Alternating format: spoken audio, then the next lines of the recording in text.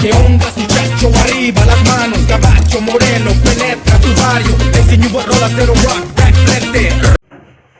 नमस्कार प्यारे बच्चों, आज मैं आपके सामने कक्षा 11वीं पाठ 1 नमक का दारोगा प्रस्तुत करने जा रही हूँ।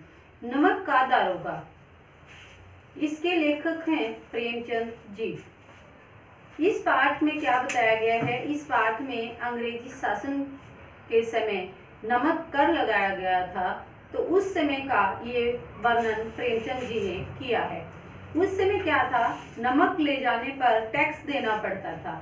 वहाँ पर नमक के लगाए जाने उस पर प्रतिबंध पर लगाए जाने पर नमक का व्यापार जो है चोरी छिपे बढ़ गया था। जब किसी चीज पर प्रतिबंध लगाया जाता है तो क्या है, ब्लैकमेलिंग का हो जाता है, चोरी छिपे उस माल को भेज दिया जाता है। तो यहाँ पर क्या है, इस पाठ में चोरी छिपे नमक को ले जाने का कार्य शुरू हो जाता है और सभी जो है एक वहाँ के नमक विभाग का एक अधिकारी लेने के लिए कहा गया कि नमक का एक विभाग बनाए और उसमें अधिकारियों को नियुक्त किया जाए।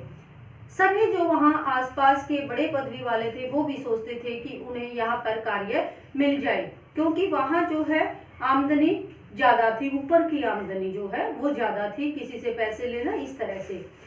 फिर इसमें क्या है, मैंने आपको इसमें बताया कि दो मुख्य पात्र हैं इसमें, मुंशी बंशीधर और अलोपीदीन जी। तो मुंशी बंशीधर के बारे में बताती हूँ। मुंशी बंशीधर की घर की आर्थिक स्थिति अच्छी नहीं थी। मुंशी बंशीधर के पिताजी जो हैं वो थोड़े से लालची थे। वो मुंशी बंशीधर को नौकरी करने के लिए कहते हैं और साथ में उदाहरण देते हुए कहते हैं, तुम्हारी बहनें जो हैं वो घास फूस की तरह बढ़ती जा रही हैं और घर की आर्थिक स्थिति भी अच्छी नहीं है। यदि किसी दिन मैं मर गया तो घर में कुछ भी नहीं रहेगा और तुम जो है नौकरी पर चले जाओ, इस तरह से उसे कहते हैं। अब जो है मुंशी बंशीधर नौकरी के लिए जाते हैं और उनको नमक के विभाग में नौकरी मिल जाती है। जब उनको नमक के विभाग में नौकरी मिलती है तो उनके परिवार वाले तो काफी खुश होते हैं, लेकिन बाहर वाले उसको देखकर खुश नहीं होते हैं।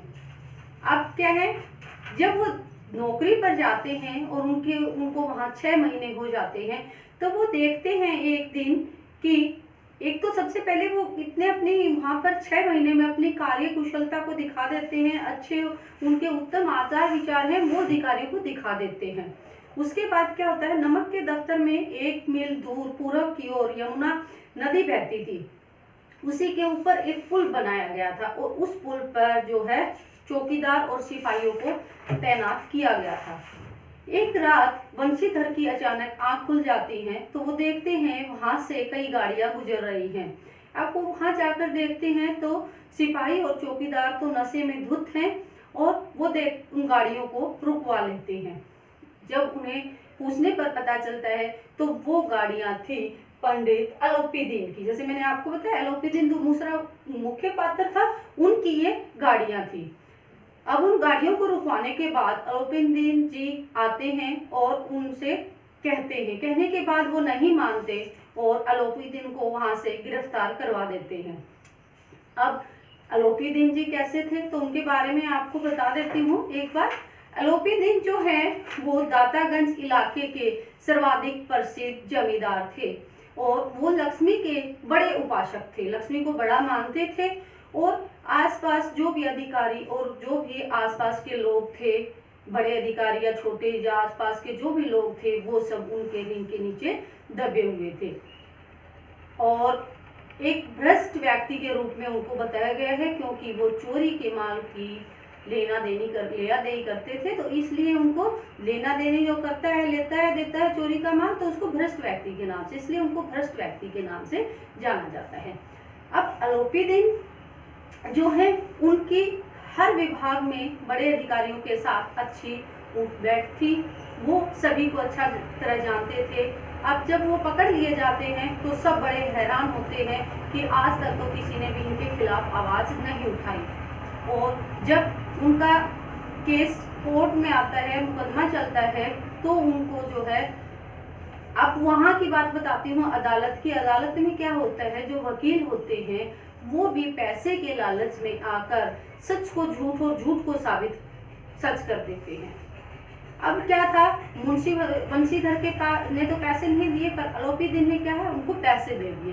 पैसों के कारण वो ये भी नहीं सोचते कि न्याय की जीत हो रही है या हार हो रही है, सिर्फ अपनी वो जेब को देखते हैं और अपनी जेब को देखते हुए वो आलोपी दिन को बरी करवा देते हैं।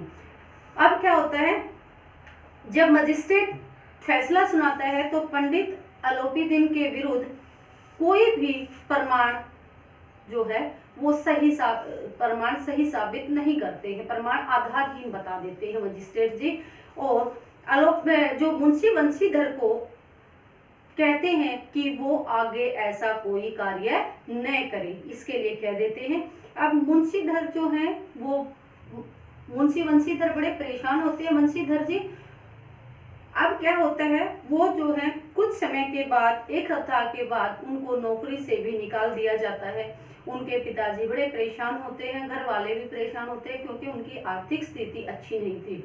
और उसके पिताजी बार बार एक बात और भी कहते थे, उनके पिताजी कहते थे कि जो मासिक वेतन है, जो महीने में एक बार मिलता है, जो सैलरी है प्यारे बच्चों, तो वो कहते हैं मासिक वेतन तो पूर्ण मासी की तरह होता है। पूर्ण मासी का चांद, जैसे पूर्णिमा आती है तो एक बार पूरा चांद होता है, तो पूर्ण मासी की तरह बताते हैं, फिर वो घटता घटता जाता है, इस तरह से बताते हैं। और ऊपर की आमदनी ही हमेशा सही रहती है। तो वो जो है उसको वंशीधर के पिताजी वंशीधर को ऊपर की कमाई के लिए भी कहते थे, और उनकी आर्थिक स्थिति भी अच्छी नहीं है। फिर उसको जो है फिर से नौकरी छूटने पर वो और अधिक परेशान हो जाते हैं।